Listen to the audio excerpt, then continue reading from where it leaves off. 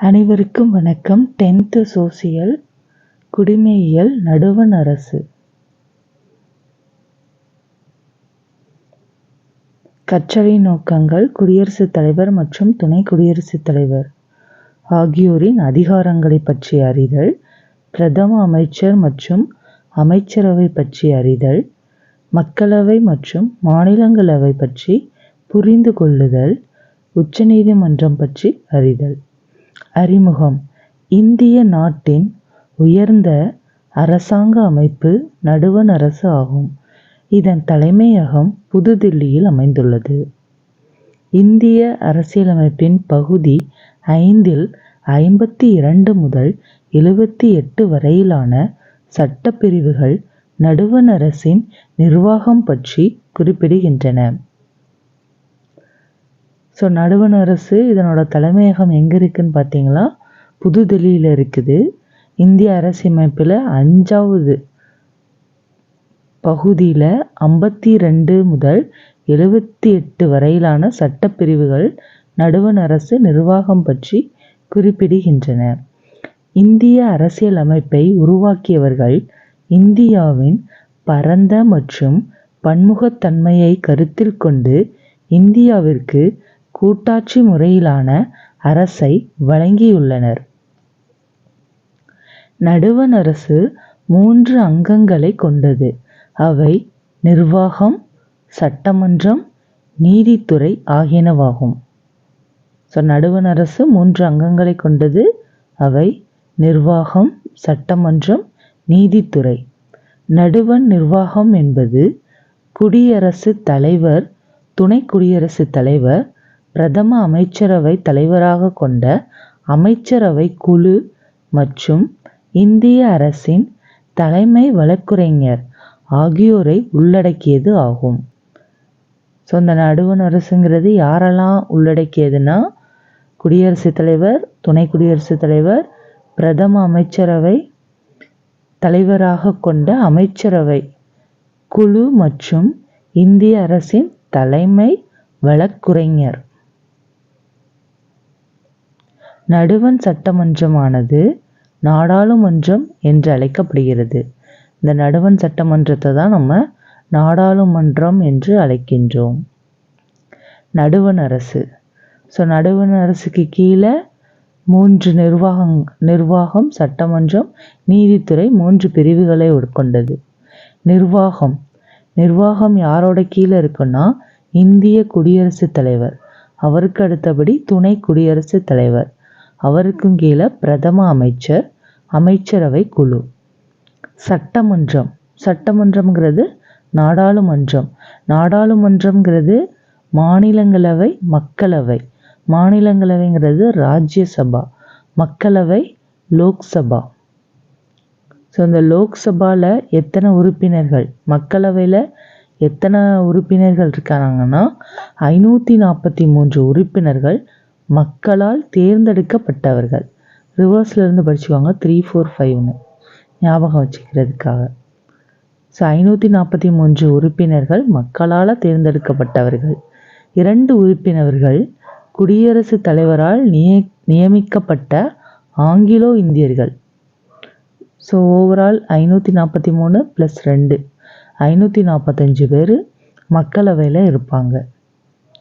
மாநிலங்களவை, ராஜ்யசபாவில் எத்தனை உறுப்பினர்கள் இருப்பாங்கன்னா 238 உறுப்பினர்கள் இந்தியாவின் மாநில சட்டமன்றங்களால் தேர்ந்தெடுக்கப்பட்டவர்கள்.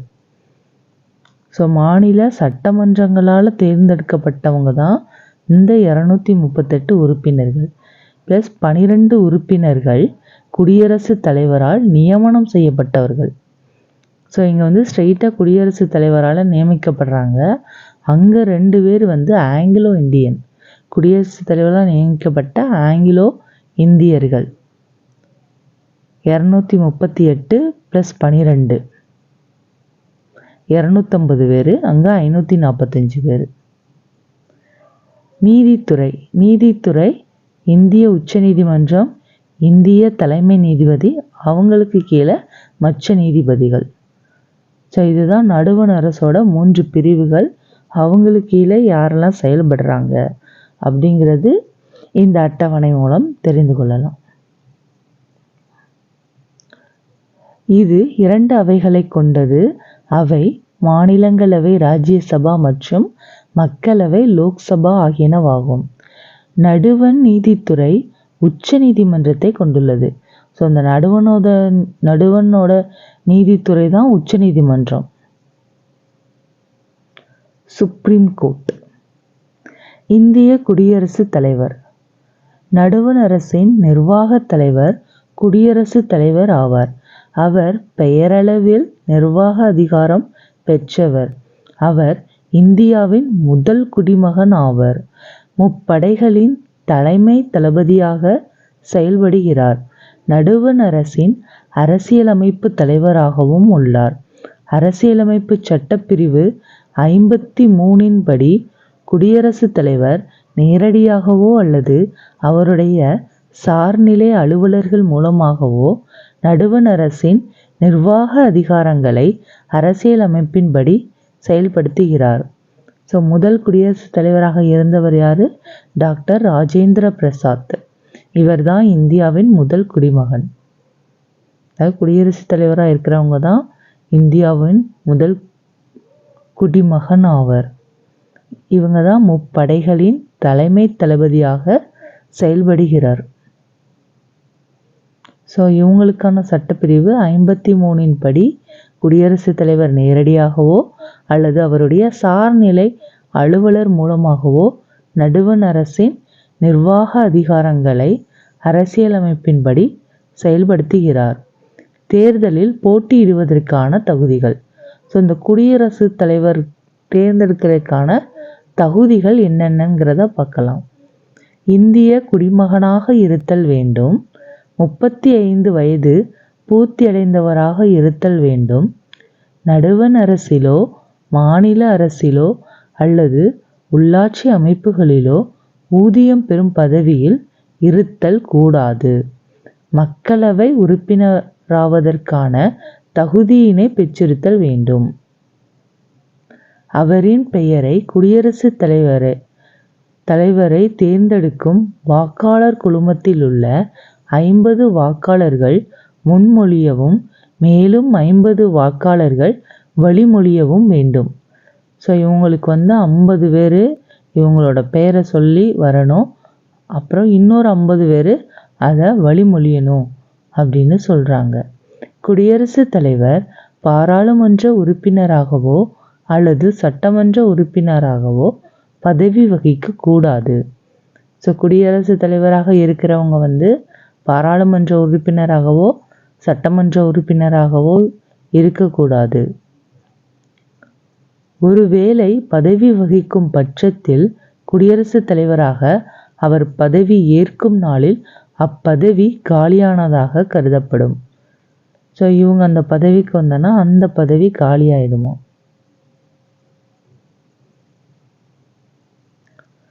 புதுதில்லியில் உள்ள ராஷ்டிரபதி பவன் குடியரசுத் தலைவரின் இல்லமாகும். ஸோ டெல்லியில் இருக்கிற ராஷ்டிரபதி பவன் தான் குடியரசுத் தலைவரின் இல்லமாகும். அவருடைய இல்லம் மற்றும் அலுவலகம் இரண்டும் ஒரே கட்டடத்தில் அமைந்துள்ளன. ஸோ அவங்க வீடு ஆஃபீஸ் ரெண்டுமே ஒரே கட்டடத்தில் தான் இருக்குமா. அதுதான் இந்த ராஷ்டிரபதி பவன். இருந்த போதிலும் அவருக்கு இருப்பிடத்துடன் கூடிய அலுவலகங்கள் மேலும் 2 இடங்களில் உள்ளன. ஸோ இது இல்லாமல் மேலும் 2 இடத்துலையும் அவங்களுக்கான இருப்பிடமும் இருக்கும், அலுவலகங்களும் இருக்கும். அங்கு வருடத்திற்கு ஒரு முறை சென்று தன்னுடைய அலுவலக பணிகளை அவர் மேற்கொள்கிறார். ஸோ அங்கே வருஷத்துக்கு ஒரு தடவை போய் பார்த்துக்கிறாங்களாம். அவைகள் சிம்லாவில் உள்ள ரிட்ரீட் கட்டடம், சிம்லாவில் உள்ள தி ரிட்ரீட் பில்டிங் மற்றும் ஹைதராபாத்தில் உள்ள ராஷ்டிரபதி நிலையம் ஆகும். ஸோ எங்கே இருக்கா? சிம்லாவில் உள்ள ரிட்ரீட் கட்டடமும் ஹைதராபாத்தில் உள்ள ராஷ்டிரபதி நிலையமும் ஆகும். இவைகளில் ஒன்று வடக்கிலும் மற்றொன்று தெற்கிலும் அமைந்துள்ளது. இது நாட்டின் ஒற்றுமையும் மக்களின் பல்வேறுபட்ட கலாச்சாரத்தின் ஒற்றுமையையும் பறைசாற்றுகின்றது. ஸோ சிம்லா பார்த்தீங்கன்னா எங்கே இருக்குன்னா நார்த் சைடில் இருக்குது, ஹைதராபாத்து சவுத் சைடில் இருக்குது. ஸோ அதனால் இது நாட்டின் ஒற்றுமையையும் மக்களின் பல்வேறுபட்ட கலாச்சாரத்தின் ஒற்றுமையையும் பறைசாற்றுகின்றது. குடியரசுத் தலைவருக்கான தேர்தல். குடியரசுத் தலைவர் ஒற்றை மாற்று வாக்கு மூலம் விகிதாச்சார பிரதிநிதித்துவத்தின் படி வாக்காளர் குழுமத்தால் தேர்ந்தெடுக்கப்படுகிறார். ஸோ குடியரசுத் தலைவர் எப்படி தேர்ந்தெடுக்கப்படுறாங்க? ஒற்றை மாற்று வாக்கு மூலம் விகிதாச்சார பிரதிநிதித்துவத்தின் படி வாக்காளர் குழுமத்தால் தேர்ந்தெடுக்கப்படுகிறார். வாக்காளர் குழுமம் என்பது மாநிலங்களவை மற்றும் மக்களவையின் தேர்ந்தெடுக்கப்பட்ட உறுப்பினர்கள், அனைத்து மாநில சட்டமன்ற உறுப்பினர்கள், தேசிய தலைநகர் டெல்லி மற்றும் புதுச்சேரியின் தேர்ந்தெடுக்கப்பட்ட உறுப்பினர்கள் ஆகியோரை உள்ளடக்கியதாகும். ஸோ இந்த வாக்காளர் குழுமங்கிறது என்னதுன்னா, மாநிலங்களவை மற்றும் மக்களவையின் தேர்ந்தெடுக்கப்பட்ட உறுப்பினர்கள், அப்புறம் அனைத்து மாநில சட்டமன்ற உறுப்பினர்கள், தேசிய தலைநகர் டெல்லி மற்றும் புதுச்சேரியின் தேர்ந்தெடுக்கப்பட்ட உறுப்பினர்கள் ஆகியோரை உள்ளடக்கியதாகும். குடியரசுத் தலைவராக தேர்ந்தெடுக்கப்பட்ட ஒருவருக்கு உச்ச நீதிமன்ற தலைமை நீதிபதி பதவியேற்பு உறுதிமொழி செய்து வைக்கிறார். ஸோ இப்படி குடியரசுத் தலைவராக தேர்ந்தெடுக்கப்பட்ட ஒருவருக்கு உச்ச நீதிமன்ற தலைமை நீதிபதி பதவியேற்பு உறுதிமொழி செய்து வைக்கிறார். குடியரசுத் தலைவரின் பதவிக்காலம் 5 ஆண்டுகள் ஆகும். அவர் மீண்டும் தேர்ந்தெடுக்கப்பட தகுதியுடையவர் ஆவர். ஸோ இவங்களுக்கு 5 ஆண்டு காலம் பதவிக்காலம், மீண்டும் அவங்கள தேர்ந்தெடுக்கிறதுக்கு தகுதியுடையவங்க தான். குடியரசுத் தலைவரின் அதிகாரங்கள். நிர்வாக அதிகாரங்கள். அரசியலமைப்பு சட்டப்பிரிவு 77 படி நடுவண் அரசின் ஒவ்வொரு நிர்வாக நடவடிக்கையும் குடியரசுத் தலைவரின் பெயராலேயே மேற்கொள்ளப்பட வேண்டும். ஸோ அரசியல் சட்டப்பிரிவு 77 படி நடுவண் அரசோட ஒவ்வொரு நிர்வாக நடவடிக்கையும் குடியரசுத் தலைவரின் பெயராலேயே மேற்கொள்ளப்பட வேண்டுமா. பிரதம அமைச்சரையும் மற்ற அமைச்சர்களையும் குடியரசுத் தலைவர் நியமிக்கிறார். ஸோ குடியரசுத் தலைவர் தான் பிரதமரையும் மற்ற அமைச்சர்களையும் நியமிக்கிறார். அவர் பிரதம அமைச்சரின் ஆலோசனைப்படி அமைச்சரவை உறுப்பினர்களுக்கு துறைகளை ஒதுக்கீடு செய்கிறார். ஸோ இவங்க யாரை ஆலோசிப்பாங்கன்னா, பிரதமரை ஆலோசித்து தான் அமைச்சரவை உறுப்பினர்களுக்கு துறைகளை ஒதுக்கீடு செய்கிறார். இந்தியாவின் மிக முக்கிய பதவிகளான மாநில ஆளுநர்கள், உச்ச நீதிமன்ற மற்றும் உயர் நீதிமன்ற தலைமை நீதிபதிகள், இதர நீதிபதிகள், இந்திய அரசின் தலைமை வழக்குரைஞர், தலைமை கணக்கு தணிக்கையாளர், இந்திய தலைமை தேர்தல் ஆணையர் மற்றும் 2 தேர்தல் ஆணையர்கள், நடுவண் அரசு பணியாளர், தேர்வாணையத்தின் தலைவர் மற்றும் இதர உறுப்பினர்கள், மற்ற நாடுகளுக்கான தூதர்கள் மற்றும் உயர் ஆணையர்கள் ஆகியோரை குடியரசுத் தலைவர் நியமனம் செய்கிறார். ஸோ குடியரசுத் தலைவர் கீழே இம்பார்ட்டண்ட்டாக இருக்கிற எல்லாரையுமே குடியரசுத் தலைவர் தான் நியமனம் செய்கிறாங்க. மாநில ஆளுநர்கள், உச்ச நீதிமன்றம் மற்றும் உயர் நீதிமன்ற தலைமை நீதிபதிகள், இதர நீதிபதிகள், இந்திய அரசின் தலைமை வழக்குரைஞர், தலைமை கணக்கு தணிக்கையாளர், இந்திய தலைமை தேர்தல் ஆணையர் மற்றும் 2 தேர்தல் ஆணையர்கள், நடுவண் அரசு பணியாளர், தேர்வாணையத்தின் தலைவர் மற்றும் இதர உறுப்பினர்கள், மற்ற நாடுகளுக்கான தூதர்கள் மற்றும் உயர் ஆணையர்கள் ஆகியோரை குடியரசுத் தலைவர் நியமனம் செய்கிறார். சட்டமன்ற அதிகாரங்கள். பொது தேர்தலுக்கு பின்னர் நாடாளுமன்றத்தின் புதிய கூட்டத்தொடரை இவர் உரையாற்றி துவக்கி வைக்கிறார். மேலும் ஒவ்வொரு ஆண்டின் நாடாளுமன்றத்தின் முதல் கூட்டம் இவருடைய உரையுடன் துவங்குகிறது. ஸோ ஒவ்வொரு வருஷமும் முதல் கூட்டம் குடியரசுத் தலைவர் உரையோட தான் துவங்குகிறது. குடியரசுத் தலைவர் ஆண்டுக்கு 2 முறை நாடாளுமன்றத்தை கூட்டுகிறார். ஸோ இந்த நாடாளுமன்றத்தை யார் கூட்டுறாங்கன்னா குடியரசுத் தலைவர்.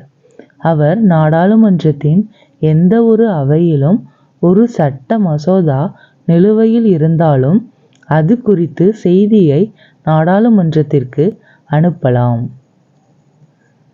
ஸோ எந்த ஒரு அவையிலையும் ஒரு சட்ட மசோதா நிலுவையில் இருந்தாலும் அது குறித்த செய்தியை நாடாளுமன்றத்திற்கு அனுப்பலாம். குடியரசுத் தலைவரின் ஒப்புதல் பெற்ற பின்னரே அனைத்து மசோதாக்களும் சட்டமாகின்றன.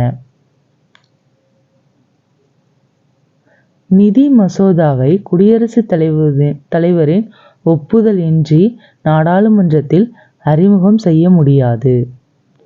ஸோ குடியரசுத் தலைவர் தான் எல்லா மசோதாவையும் பார்த்து கரெக்டாக இருந்தால் அதுக்கு ஒப்புதல் வழங்கி சட்டமாக்குறாங்க. அதே மாதிரி நிதி மசோதாவும் இவரோட ஒப்புதலோட தான் அங்கே நாடாளுமன்றத்தில் அறிமுகம் செய்யணும். நாடாளுமன்றத்தில் இரு அவைகளையோ அல்லது ஏதேனும் ஒரு அவையின் கூட்டத்தையோ குடியரசுத் தலைவர் முடிவுக்கு கொண்டு வரலாம். மக்களவையின் 5 ஆண்டு காலம் முடியும் முன்னரே அதனை கலைக்கும் அதிகாரமும் இவருக்கு உண்டு. ஸோ மக்களவை 5 ஆண்டுன்னு சொல்கிறாங்க, ஆனால் அதை கலைக்கிற அதிகாரம் கூட குடியரசுத் தலைவருக்கு உண்டு. இலக்கியம், அறிவியல், விளையாட்டு, கலை மற்றும் சமூக பணி ஆகிய துறைகளில் சிறந்து விளங்கும் 12 நபர்களை குடியரசுத் தலைவர் மாநிலங்களவைக்கு நியமிக்கிறார். ஸோ 12 நபர்களை குடியரசுத் தலைவர் மாநிலங்களோட அவைக்கு நியமிக்கிறார். அவங்க எப்படி இருப்பாங்கன்னா இலக்கியம், அறிவியல், விளையாட்டு, கலை மற்றும் சமூக பணி ஆகிய துறைகளில் சிறந்து விளங்கியவர்களை தான் மாநிலங்களவையில் நியமிக்கிறார். எத்தனை பேரை? 12 பேரை. மேலும் ஆங்கிலோ இந்தியர் சமூகத்தைச் சேர்ந்த 2 நபர்களை மக்களவையில் போதுமான பிரதிநிதித்துவம் இல்லை என்று கருதும் பட்சத்தில் குடியரசுத் தலைவர் நியமிக்கிறார். ஸோ மக்களவையில் போதுமான உறுப்பினர்கள் இல்லைன்னா ஒரு 2 பேரை எங்கேருந்து எடுக்கிறாங்கன்னா ஆங்கிலோ இந்தியர் சமூகத்தை சேர்ந்தவர்களை குடியரசுத் தலைவர் நியமிக்கிறாங்க. நிதி அதிகாரங்கள். நடுவண் அரசின் ஆண்டு வரவு செலவு திட்டத்தினை குடியரசுத் தலைவரின் அனுமதி பெற்ற பின்னரே நடுவண் நிதி அமைச்சர் மக்களவையில் சமர்ப்பிக்கிறார். ஸோ குடியரசு சொன்னதுக்கு அப்புறம் தான் நடுவண் நிதி அமைச்சர் மக்களவையில் சமர்ப்பிக்கிறாங்க. இந்திய அரசியலமைப்பு சட்டம் இந்திய அவசர கால நிதியினை குடியரசுத் தலைவரிடம் அளித்துள்ளது.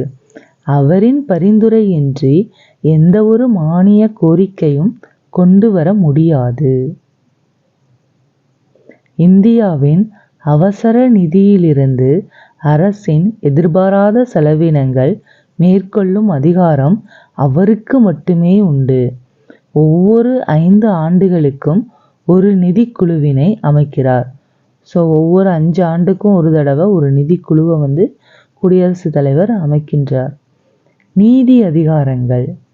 இந்திய அரசியலமைப்பு சட்டத்தின் 72வது சட்டப்பிரிவு நீதிமன்றத்தால் தண்டனை பெற்ற ஒருவரின் தண்டனையை குறைக்கவும், ஒத்திவைக்கவும், தண்டனையிலிருந்து விடுவிக்கவும், மன்னிப்பு வழங்கவும் குடியரசுத் தலைவருக்கு அதிகாரம் வழங்கியுள்ளது. ஸோ இங்கே என்ன சொல்கிறாங்கன்னா இந்திய அரசியலமைப்பு சட்டத்தின்படி 72வது சட்டப்பிரிவில் நீதிமன்றத்தில் ஸோ இப்போ ஒரு கோர்ட்டில் ஒரு கைதிக்கு தண்டனை கொடுக்குறாங்கன்னா அந்த தண்டனையை குறைக்கிறதுக்கும், ஒத்தி வைக்கிறதுக்கும், அந்த தண்டனையே கேன்சல் பண்ணுறதுக்கும், இல்லை அந்த தண்டனையை மன்னிப்பு கொடுத்து வழங்குறதுக்கும் குடியரசுத் தலைவருக்கு அதிகாரம் இருக்குதாம். இராணுவ அதிகாரங்கள். நடுவண் அரசின் பாதுகாப்பு படையின் தலைமை தளபதி என்ற அதிகாரத்தை சட்டப்பிரிவு 53(2) அதாவது உட்பிரிவு 2 குடியரசுத் தலைவருக்கு வழங்கியுள்ளது. அவர் சட்டத்தின்படி இராணுவத்தை வழிநடத்துகிறார். ஸோ இராணுவத்தையும் யார் வழிநடத்துகிறாங்க? இவங்க தான், குடியரசுத் தலைவர் தான். அது எந்த சட்டப்பிரிவு? 53(2) உட்பிரிவு 2.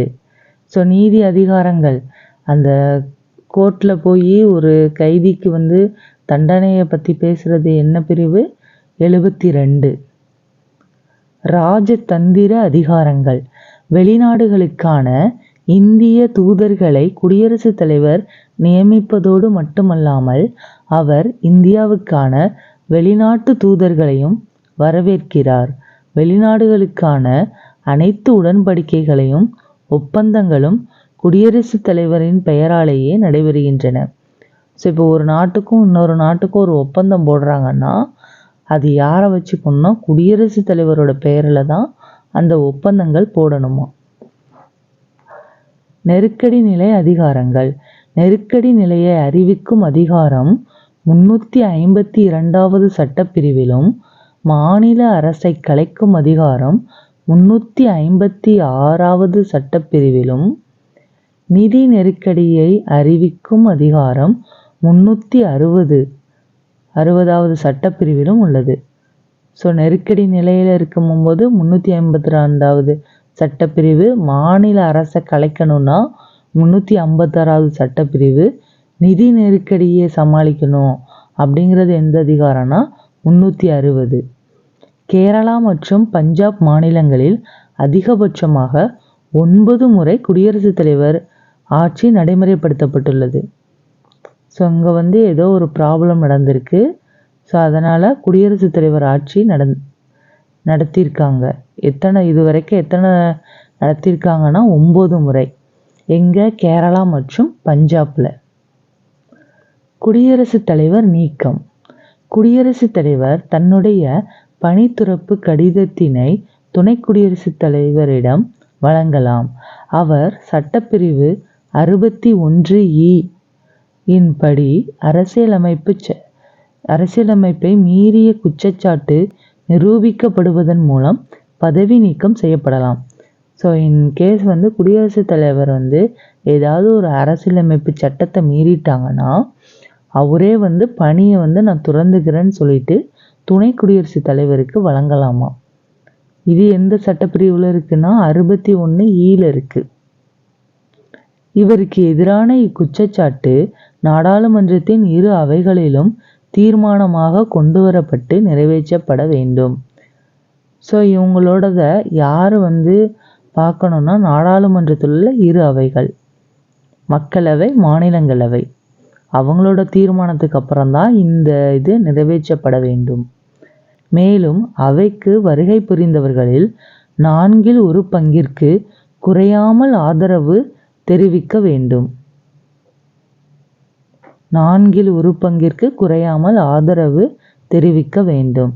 குடியரசுத் தலைவர் தனது பதவிக்காலம் முடிந்தாலும் அவருக்கு பின் ஒருவர் பதவியேற்கும் வரை அப்பதவியில் தொடரலாம். ஸோ இவங்க வந்து பதவிக்காலம் முடிஞ்சிட்டுனா அடுத்த ஆள் ஜாயின் பண்ணுற வரைக்கும் இவங்க அந்த பொறுப்பை வந்து ஏற்றுக்கிட்டு அதே பதவியில் தொடரலாம். ஸோ இவ்வளவும் நம்ம பார்த்தது குடியரசுத் தலைவர். இப்போ அடுத்து பார்க்க போது துணை குடியரசுத் தலைவர். ஸோ முதலாக துணை குடியரசுத் தலைவராக இருந்தவர் யார்? டாக்டர் ராதாகிருஷ்ணன். குடியரசுத் தலைவராக இருந்தவங்க டாக்டர் ராஜேந்திர பிரசாத். ஸோ துணை குடியரசுத் தலைவர் அரசியலமைப்பின் 63வது சட்டப்பிரிவு இந்திய துணை குடியரசுத் தலைவர் பதவியை வழங்குகிறது. நாட்டின் 2வது உயர்ந்த பதவியை துணை குடியரசுத் தலைவர் வகிக்கிறார். அலுவலக முன்னுரிமையின்படி குடியரசுத் தலைவருக்கு அடுத்த தரநிலையில் இவர் உள்ளார். இப்பதவி அமெரிக்க துணை குடியரசுத் தலைவரின் பதவியை போன்றது. ஸோ அமெரிக்காலையும் துணை குடியரசுத் தலைவர் இருக்காங்க, அதே மாதிரி தான் நம்ம இந்தியாலையும் வச்சிருக்கிறாங்க. நாட்டின் அரசாங்க நடவடிக்கைகள் தொடர்ச்சியாக நடைபெற இப்பதவி உருவாக்கப்பட்டுள்ளது. ஆனால் இப்போ ரீசண்டாக வந்து இந்த பதவி இல்லை. குடியரசுத் தலைவர் மட்டும்தான் இருக்காங்க, துணை குடியரசுத் தலைவர் இல்லை. தேர்தலில் போட்டியிடுவதற்கான தகுதிகள்: இந்திய குடிமகனாக இருத்தல் வேண்டும், 35 வயது பூர்த்தியடைந்தவராக இருத்தல் வேண்டும், நடுவண் அரசிலோ மாநில அரசிலோ அல்லது உள்ளாட்சி அமைப்புகளிலோ ஊதியம் பெறும் பதவியில் இருத்தல் கூடாது. ஸோ இவங்களும் நடுவண் அரசிலேயோ மாநில அரசிலேயோ அல்லது உள்ளாட்சி அமைப்புகளிலோ ஊதியம் பெறும் பதவியிலே வகித்தல் கூடாது. மாநிலங்களவை உறுப்பினராவதற்கான மற்ற தகுதிகளை பெற்றிருத்தல் வேண்டும். தேர்தல் மற்றும் பதவிக்காலம்: சட்டப்பிரிவு 66 உட்பிரிவு 1 படி குடியரசுத் தலைவர் போலவே துணை குடியரசுத் தலைவரும் மக்களால் நேரடியாக தேர்ந்தெடுக்கப்படாமல் மறைமுக தேர்தல் மூலம் தேர்ந்தெடுக்கப்படுகிறார். துணை குடியரசுத் தலைவரின் பதவிக்காலம் 5 ஆண்டுகள். பதவிக்காலம் முடியும் முன்னரே பணித்துறப்பு, இறத்தல், பணி நீக்கம் ஆகிய காரணங்களால் அவரது பதவி முடிவுக்கு வரலாம். ஸோ இவங்க 5 இயர்ஸ் கம்ப்ளீட் ஆகிறதுக்கு முன்னாடி அவங்க இறந்தாலோ பணி நீக்கம் செஞ்சாலோ இல்லை அவங்களே பணித்துறப்பு நடந்தாலோ அவங்களோட பதவிக்காலம் அதோட முடிவுக்கு வந்துவிடும். அவர் மீண்டும் துணை குடியரசு தலைவராக தேர்ந்தெடுக்கும் தகுதி உடையவராவர். ஸோ ஒரு தடவை ஆயிட்டாங்க அப்படின்னு சொல்லிட்டு இன்னொரு தடவைலாம் ஆகாமல் இருக்கணும்னு அர்த்தம் கிடையாது. அவர் எவ்வளோ தடவைனாலும் துணை குடியரசுத் தலைவராக ஆகலாம். அதற்கான அவருக்கு முழு தகுதியும் உண்டு. மேலும் புதிய துணை குடியரசுத் தலைவர் தேர்ந்தெடுக்கப்படும் வரை மாநிலங்களவையின் துணைத் தலைவர் துணை குடியரசுத் தலைவரின் பணிகளை மேற்கொள்வர். ஸோ இந்த துணை குடியரசுத் தலைவரோட பணிகளை நெக்ஸ்ட்டு துணை குடியரசுத் தலைவர் வர்ற வரைக்கும் யார் வகுப்பாங்கன்னா மாநிலங்களவையோட துணைத் தலைவர் வகுப்பாங்களாம். துணை குடியரசுத் தலைவர் பதவி நீக்கம்: மக்களவையின் ஒப்புதலுடன் மாநிலங்களவையில்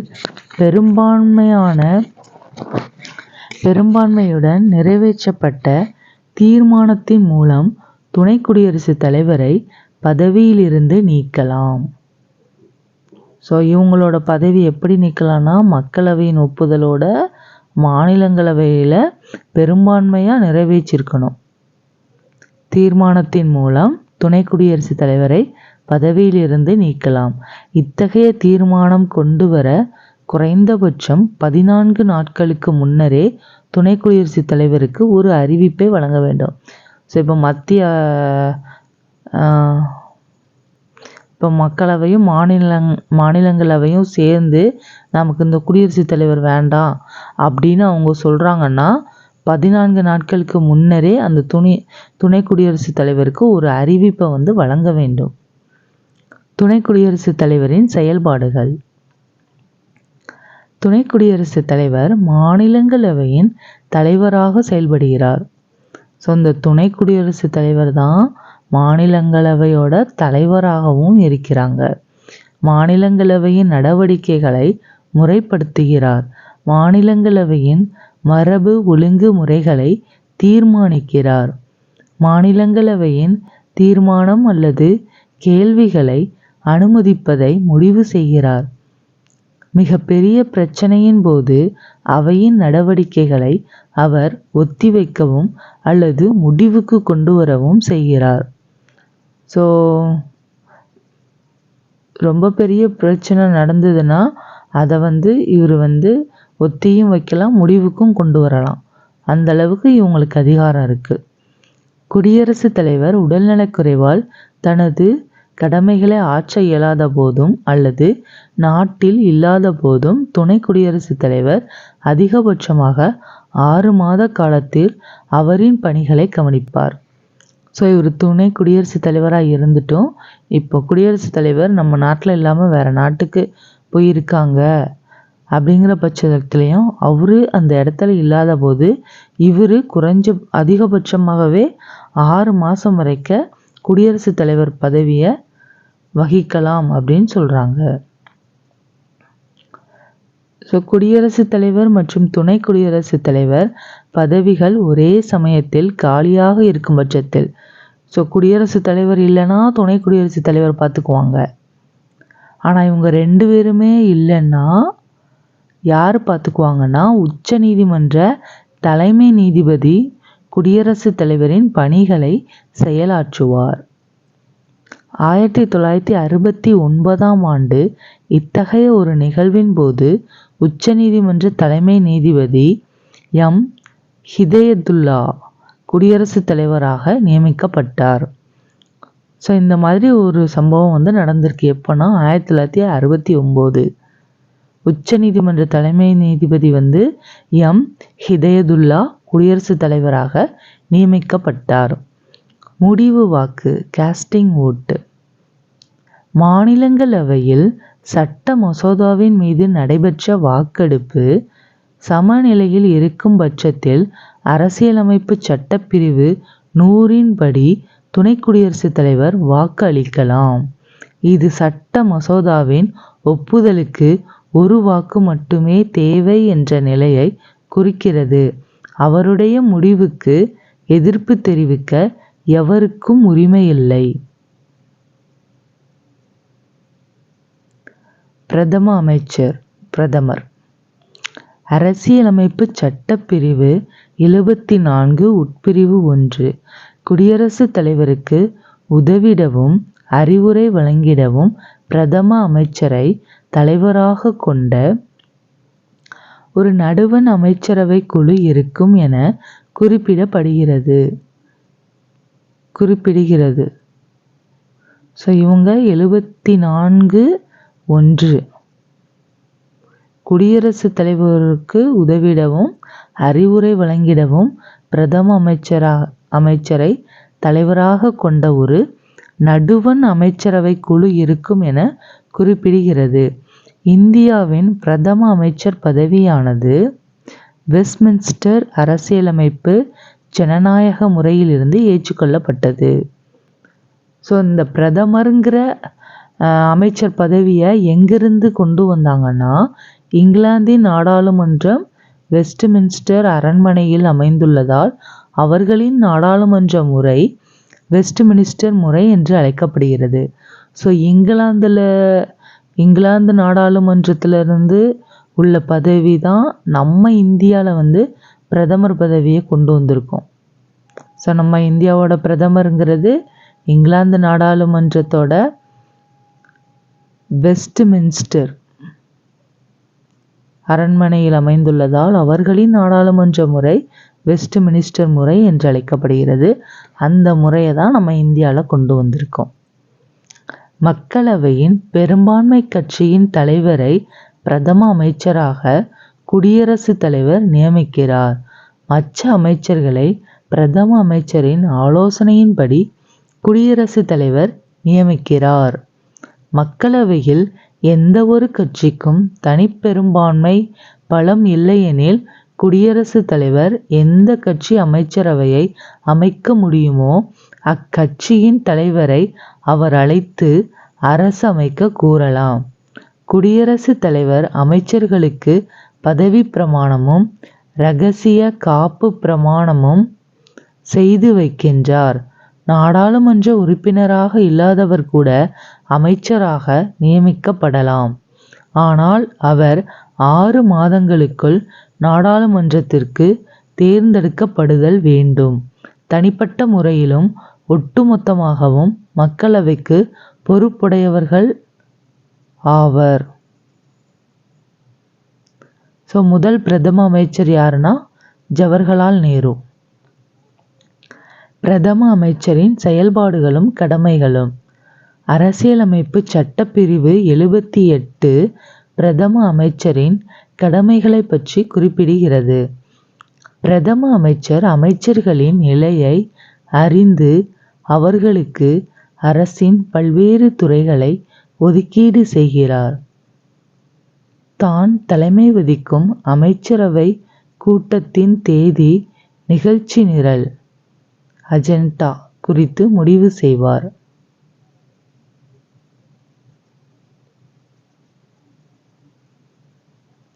கேபினட் அமைச்சரவை கூட்டம் நடைபெறாத பொழுது பிரதம அமைச்சர் தனது மூத்த சகாக்கள் 2 அல்லது 3 இயல்பாக கலந்தாலோசிக்கலாம்.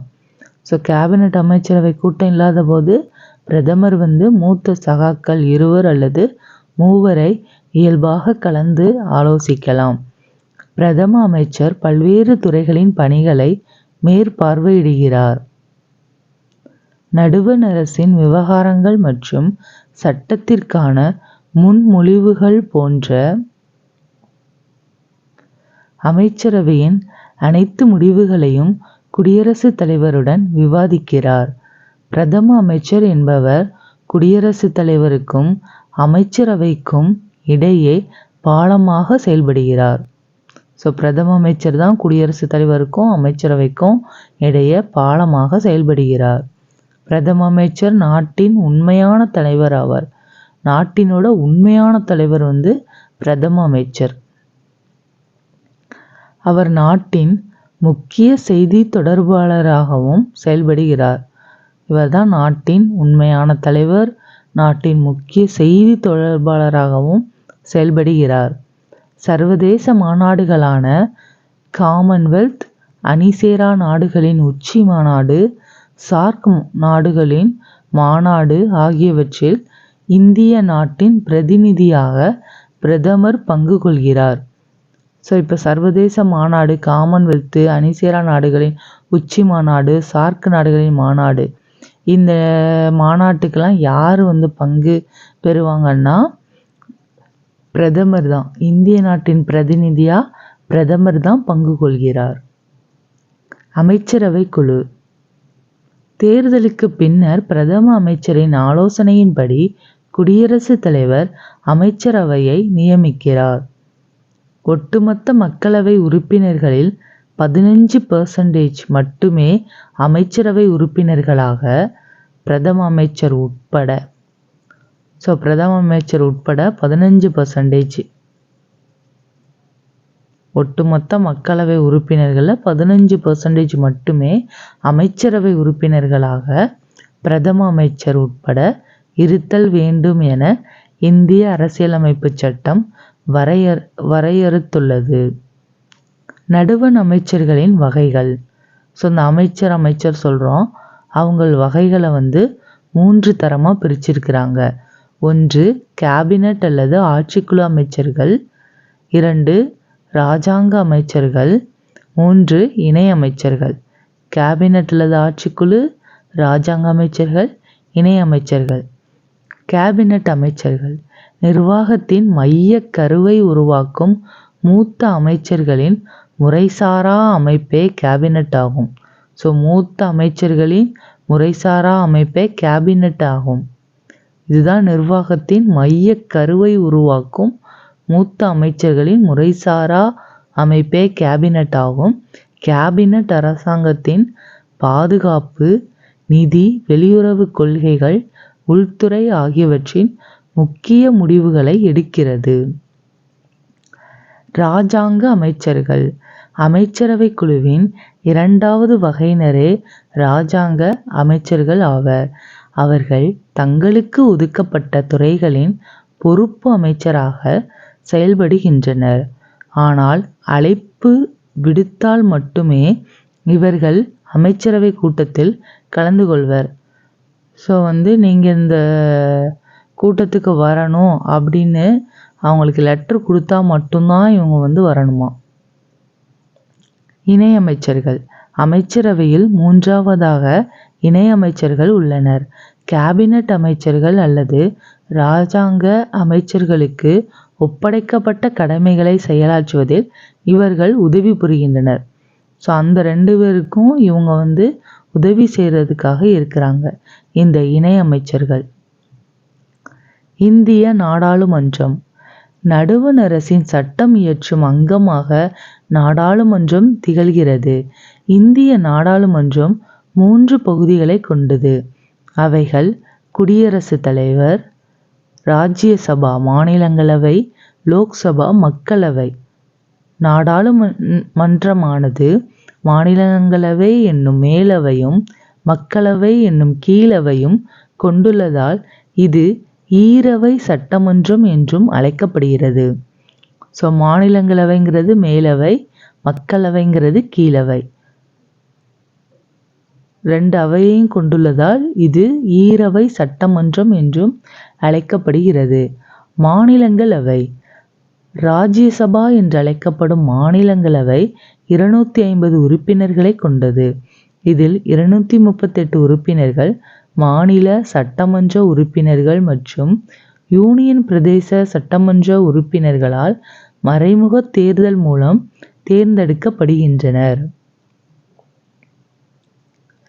இலக்கியம், அறிவியல், விளையாட்டு, கலை மற்றும் சமூக சேவை ஆகிய துறைகளில் சிறந்த அறிவு அல்லது செயல்முறை அனுபவம் கொண்ட 12 உறுப்பினர்களை குடியரசுத் தலைவர் நியமனம் செய்கிறார். ஸோ 238 + 12 250 பேர் ராஜ்யசபையோட உறுப்பினர்கள்.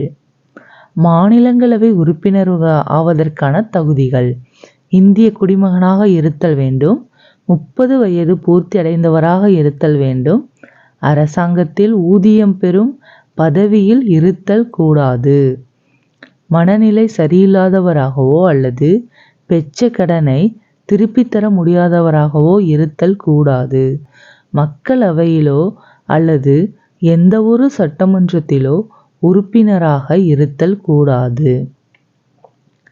மாநிலங்களவை உறுப்பினர்களின் பதவிக்காலம்: மாநிலங்களவை ஒரு நிரந்தர அவையாகும். அதனை கலைக்க முடியாது.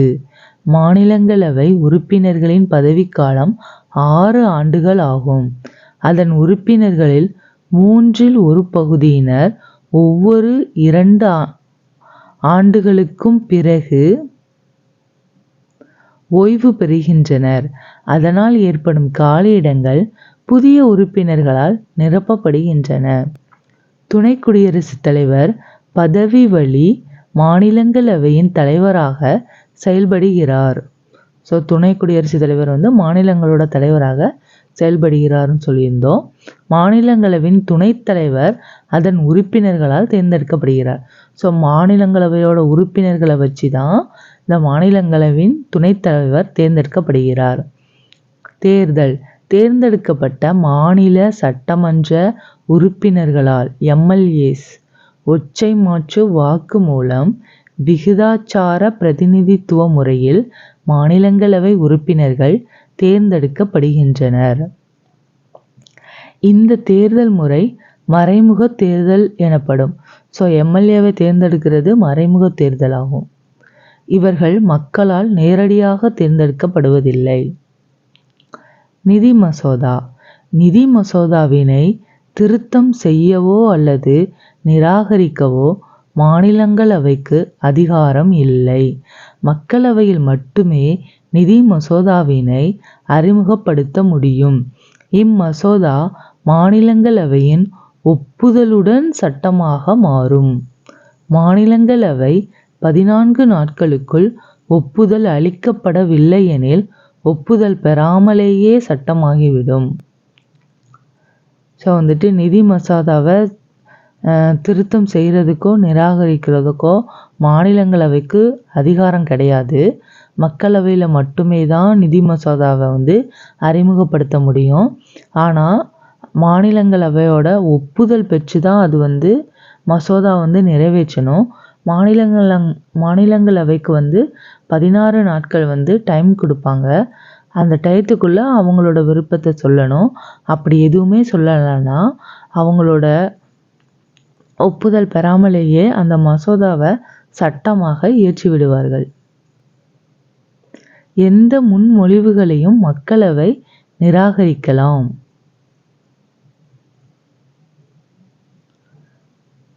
ஸோ அந்த மாநிலங்களவை சட்ட திருத்தத்துக்கான முன்மொழிவுகளை மக்களவை கருத்தில் கொள்ள வேண்டிய தேவையில்லை.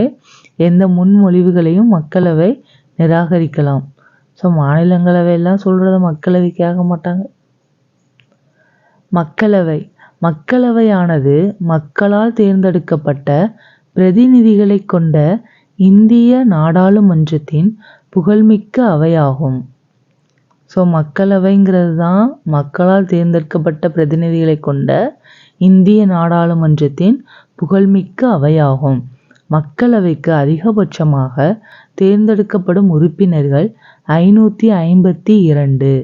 அவற்றில் 530 உறுப்பினர்கள் பல்வேறு மாநிலங்களிலிருந்தும் 13 உறுப்பினர்கள் யூனியன் பிரதேசங்களில் இருந்தும் தேர்ந்தெடுக்கப்படுகின்றனர். ஆங்கிலோ இந்தியன் சமூகத்திலிருந்து 2 உறுப்பினர்களை குடியரசுத் தலைவர் நியமிக்கிறார். தற்சமயம் மக்களவை 545 உறுப்பினர்களை கொண்டுள்ளது. ஸோ இப்போ மக்களவையில் இருக்கிறது 545 உறுப்பினர்கள். ஆனால் அதிகபட்சமாக எவ்வளோ உறுப்பினர்கள் இருக்கலாம்னா 552 உறுப்பினர்கள் இருக்கலாம். 530 உறுப்பினர்கள் ஒவ்வொரு மாநிலத்திலிருந்தும் எடுப்பாங்க. 13 உறுப்பினர்கள் யூனியன் பிரதேசத்திலிருந்து எடுப்பாங்க.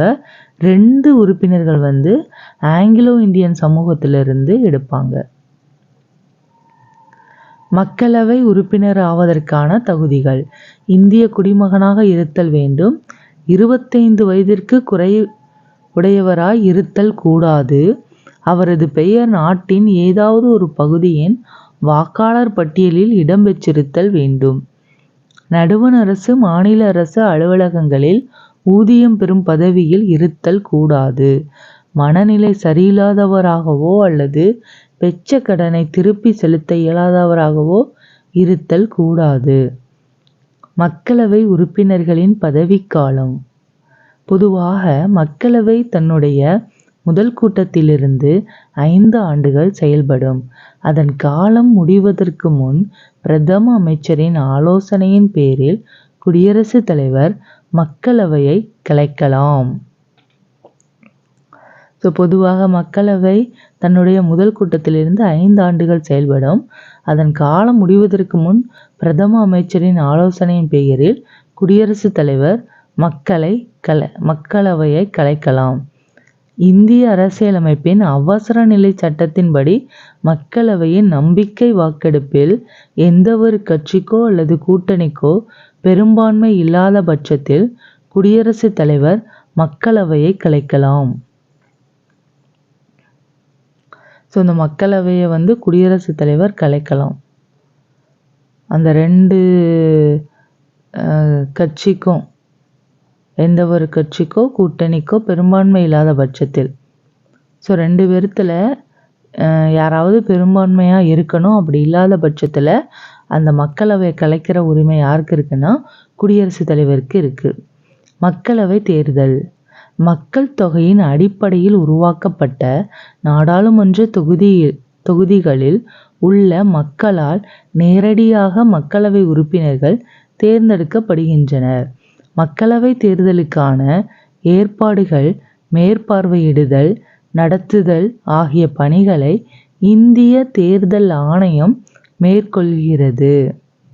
மக்களவை உறுப்பினர்களை தேர்ந்தெடுப்பதில் வயது வந்தோர் வாக்குரிமை பின்பற்றப்படுகிறது. வாக்காளர்களாக பதிவு செய்யப்பட்ட 18 வயது நிரம்பிய இந்திய குடிமக்கள் அனைவரும் தங்கள் பிரதிநிதிகளை தேர்ந்தெடுக்க தகுதியுடையவர் ஆவர். மக்களவையின் செயல்பாடுகள்: அனைத்து மசோதாக்களையும் மக்களவையில் அறிமுகப்படுத்தவும் நிறைவேற்றவும் முடியும், நிதி மசோதா உள்பட. குடியரசுத் தலைவர், உச்சநீதிமன்ற நீதிபதிகள் போன்றவர்களின் பதவி நீக்க விவகாரங்களில் பங்கேற்க மாநிலங்களவையைப் போலவே மக்களவையும் அதிகாரம் பெற்றுள்ளது.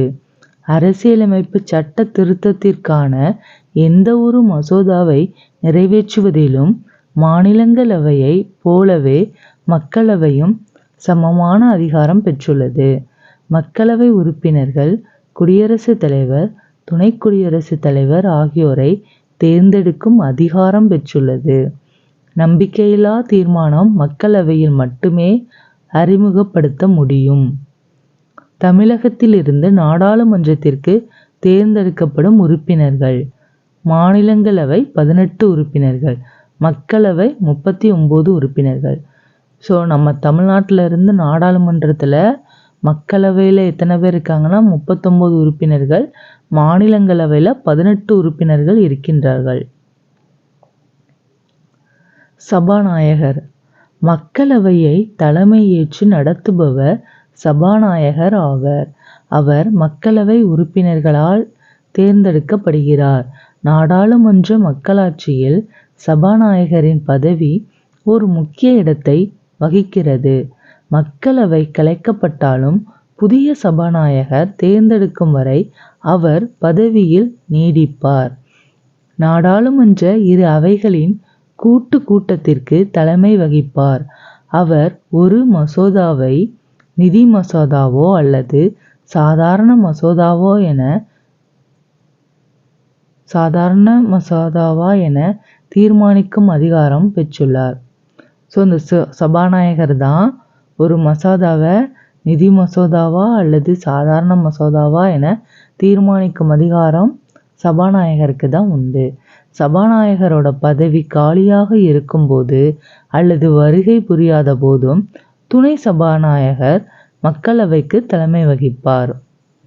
நாடாளுமன்ற கூட்டத்தொடர். ஸோ நாடாளுமன்ற கூட்டத்தொடர் எப்பெல்லாம் நடக்கும் அப்படிங்கிறதாங்க சொல்கிறாங்க. நிதிநிலை அறிக்கை கூட்டத்தொடர் பிப்ரவரி முதல் மே வரை. ஸோ நிதிநிலை அறிக்கை கூட்டத்தொடர் பிப்ரவரி முதல் மே வரை. மழை பருவகால கூட்டத்தொடர் ஜூலை முதல் செப்டம்பர் வரை. குளிர்கால கூட்டத்தொடர் நவம்பர் மற்றும் டிசம்பர். நாடாளுமன்றத்தின் அதிகாரங்கள் மற்றும் செயல்பாடுகள். இந்திய நாடாளுமன்றம் சட்டம் இயற்றுதல், நிர்வாகத்தினை மேற்பார்வையிடுதல், வரவு செலவு திட்டத்தினை நிறைவேற்றுதல், பொதுமக்கள் குறைகளை போக்குதல், மேலும் வளர்ச்சி திட்டங்கள், சர்வதேச உறவுகள், உள்நாட்டு கொள்கைகள் போன்றவைகளை விவாதித்தல் என பல பணிகளை செய்கிறது. நாடாளுமன்றம் குடியரசுத் தலைவர் மீதான அரசியல் குற்றச்சாட்டுகளை விசாரிக்கவும், உச்சநீதிமன்ற, உயர்நீதிமன்ற நீதிபதிகள், தலைமை தேர்தல் ஆணையர், இந்திய தலைமை கணக்கு தணிக்கையாளர் ஆகியோரை அரசியலமைப்பு சட்ட விதிமுறைகளின்படி பதவி நீக்கம் செய்யும் அதிகாரம் பெற்றுள்ளது. மாநிலங்களின் எல்லைகளை மாற்றி அமைத்திட நாடாளுமன்றத்திற்கே அதிகாரம் உண்டு. இந்திய அரசின் தலைமை வழக்குரைஞர். இந்திய அரசியல் அமைப்பு சட்டப்பிரிவு 76 இந்திய அரசின் தலைமை வழக்குரைஞரை நியமிக்க வழிவகை செய்கிறது. இவர் நாட்டின் உயர்ந்த சட்ட அதிகாரி ஆவர். இவர் குடியரசுத் தலைவரால் நியமிக்கப்படுகிறார்.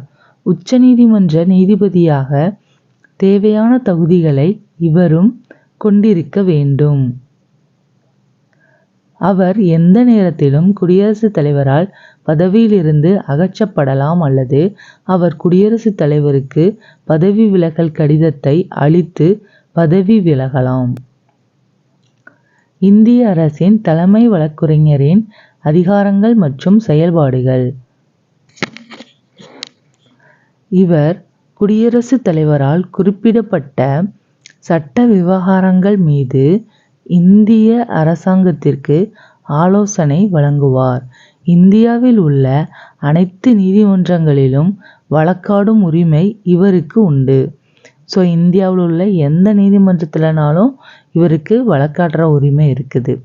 யாருக்கு? இந்திய அரசின் தலைமை வழக்குரைஞருக்கு. நாடாளுமன்ற இரு அவைகளின் செயல்முறைகளிலும் பேசுவதற்கும் பங்கு கொள்ளுவதற்கும் இவருக்கு உரிமை உண்டு. நாடாளுமன்றத்தின் இரு அவையின் கூட்டத்திலோ அல்லது எந்த ஒரு கூட்டுக்குழு கூட்டத்திலோ வாக்கு அளிக்கும் உரிமையின்றி உறுப்பினராக இவர் இடம்பெறுவார்.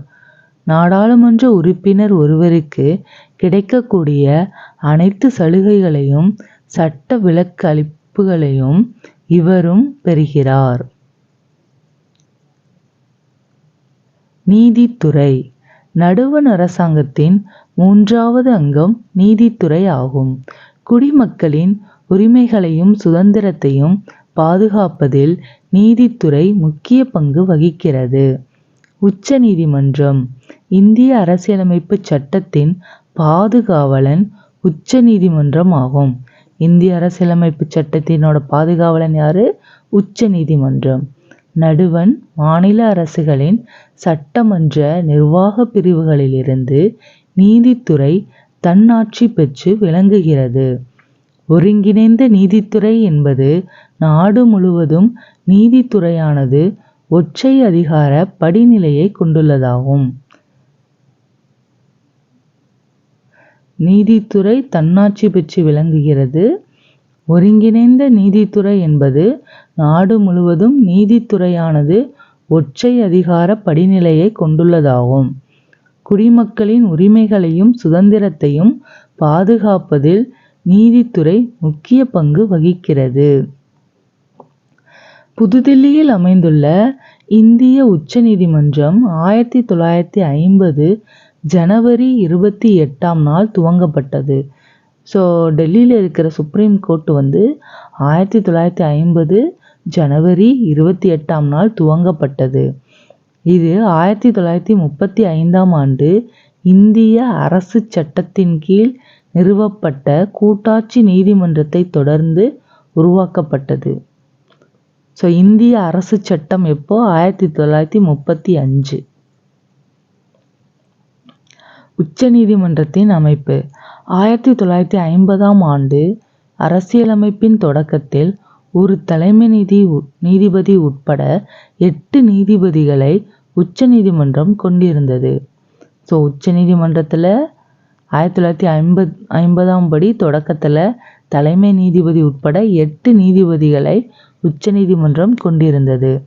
தற்போது உச்ச நீதிமன்றத்தின் தலைமை நீதிபதி உட்பட மொத்த நீதிபதிகளின் எண்ணிக்கை என்னன்னு பார்க்கலாம். நீதிபதிகள் நியமனம். இந்திய உச்ச நீதிமன்ற தலைமை நீதிபதியை குடியரசுத் தலைவர் நியமிக்கிறார். மற்ற நீதிபதிகளை தலைமை நீதிபதியை தலைவராக கொண்ட மூத்த நீதிபதிகள் குழுவின் ஆலோசனையுடன் குடியரசுத் தலைவர் நியமிக்கிறார். ஸோ ஃபஸ்ட்டு உச்ச நீதிமன்ற தலைமை நீதிபதியை குடியரசுத் தலைவர் நியமிச்சிருவார். அதுக்கப்புறமா உள்ளவங்களை மூத்த நீதிபதிகளோட குழுவோட ஆலோசனை பண்ணி அவங்களையும் குடியரசுத் தலைவர் தான் நியமிக்கிறாங்க. உச்ச நீதிமன்ற நீதிபதிக்கான தகுதிகள். அவர் இந்திய குடிமகனாக இருத்தல் வேண்டும். அவர் 5 ஆண்டுகள் உயர் நீதிமன்ற நீதிபதி பதவியை வகித்துள்ளவராக இருத்தல் வேண்டும். அல்லது அவர் 10 ஆண்டுகள் உயர் நீதிமன்றத்தில் வழக்கறிஞராக செயலாற்றி இருத்தல் வேண்டும். குடியரசுத் தலைவர் பார்வையில் சிறப்புமிக்க சட்ட வல்லுநராயிருத்தல் வேண்டும்.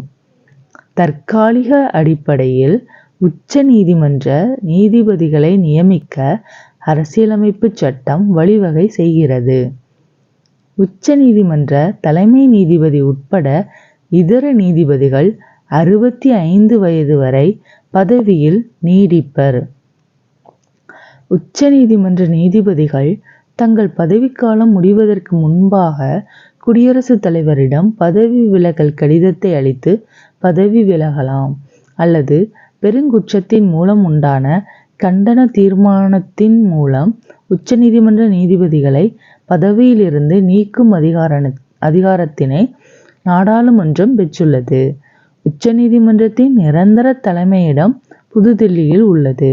எனினும் இந்திய குடியரசுத் தலைவரின் இசைவு பெற்று இந்திய தலைமை நீதிபதியின் முடிவின்படி வேறு எந்த மாநிலத்திலும் அல்லது எந்த ஒரு இடத்திலும் இந்நீதிமன்ற அமர்வு அமையலாம். உச்ச நீதிமன்றத்தின் அதிகாரங்களும் பணிகளும். தனக்கே உரிய நீதி வரையறை. உச்ச நீதிமன்றத்திற்கு நேரடியாக வரும் வழக்குகள் தனக்கே உரிய நீதி வரையறைக்கு உட்பட்டவை ஆகும். அவைகள் இந்திய அரசிற்கும் ஒரு மாநிலம் அல்லது அதற்கும் மேற்பட்ட மாநிலங்களுக்கு இடையிலான சிக்கல்கள். 2 அல்லது அதற்கு மேற்பட்ட மாநிலங்களுக்கிடையேயான சிக்கல்கள். 3 அடிப்படை உரிமைகளை நடைமுறைப்படுத்துவது தொடர்பாக எழும் சிக்கல்கள் ஆகியன உச்ச நீதிமன்றத்தின் தனக்கே உரிய நீதி வரையறைக்குட்பட்டதாகும். அடிப்படை உரிமைகளை நடைமுறைப்படுத்திட நீதி பேராணைகள் உச்ச நீதிமன்றம் வழங்குகிறது.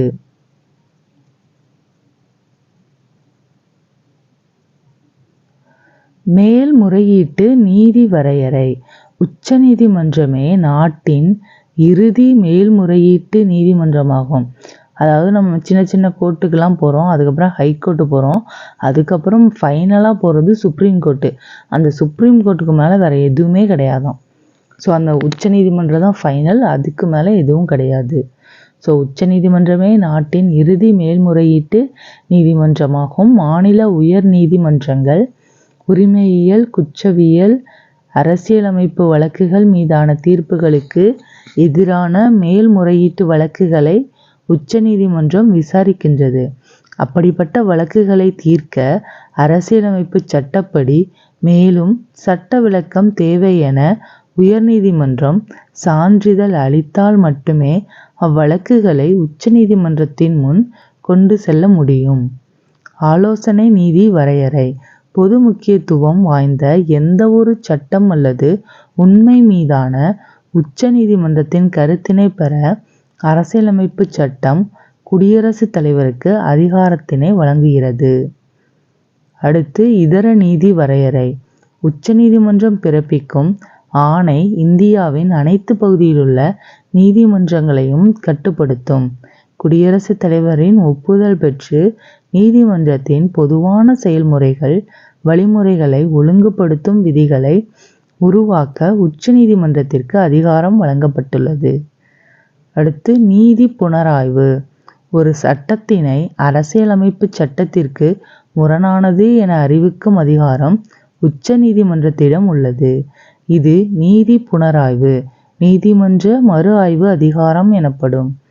பின்வரும் தனிப்பட்ட நீதிமன்ற மறு ஆய்வு அதிகாரங்களை உச்ச நீதிமன்றம் பெற்றுள்ளது. அவை நடுவண் அரசு மற்றும் மாநிலங்களுக்கிடையேயான பிரச்சினைகள், அரசியலமைப்பு சட்டத்தில் ஏற்படும் சந்தேகங்கள், கருத்து வேற்றுமைகளை விளக்கி தெளிவுபடுத்துதல், அடிப்படை உரிமைகளை பாதுகாத்தல், மாநில சட்டமன்றங்கள் இயற்றும் சட்டங்கள் அரசியலமைப்பு சட்டத்திற்கு முரணானது என அறிவிக்கும் அதிகாரம் போன்றவைகளை உச்ச நீதிமன்றம் பெற்றுள்ளது. பாடச்சுருக்கம். நடுவண் அரசாங்கம் 3 அங்கங்களை கொண்டது. அவைகள் நிர்வாகம், சட்டமன்றம், நீதித்துறை ஆகியன. குடியரசுத் தலைவர் பிரதம அமைச்சர் மற்றும் இதர அமைச்சர்களையும் நியமிக்கிறார். இந்திய நாடாளுமன்றம் 3 பகுதிகளை கொண்டது. அவைகள் குடியரசுத் தலைவர், மாநிலங்களவை ராஜ்யசபா மற்றும் மக்களவை லோக்சபா. இந்திய அரசின் தலைமை வழக்குரைஞர் நாட்டின் உயர்ந்த சட்ட அதிகாரி ஆவர். அவர் குடியரசுத் தலைவரால் நியமனம் செய்யப்படுகிறார். இந்திய அரசியலமைப்பு சட்டத்தின் பாதுகாவலனாக உச்ச நீதிமன்றம் விளங்குகிறது. உச்ச நீதிமன்ற தலைமை நீதிபதியை குடியரசுத் தலைவர் நியமிக்கிறார். கலைச்சொற்கள். முடிவுக்கு கொண்டு வருதல், terminate, bring to an untimely end, எதிர்பாரா செலவு நிதி, contingency fund, an amount of money that can be used to pay for problems that might happen. பொது மன்னிப்பு, pardon, absolving the convict of all guilt and punishment. தண்டனை குறைப்பு, remission, quantitative reduction of punishment without affecting nature of punishment. முன்னுரிமை, precedence, priority of importance. பதவியின் நிமித்தமாக, ex officio, because of an office. நன்றி.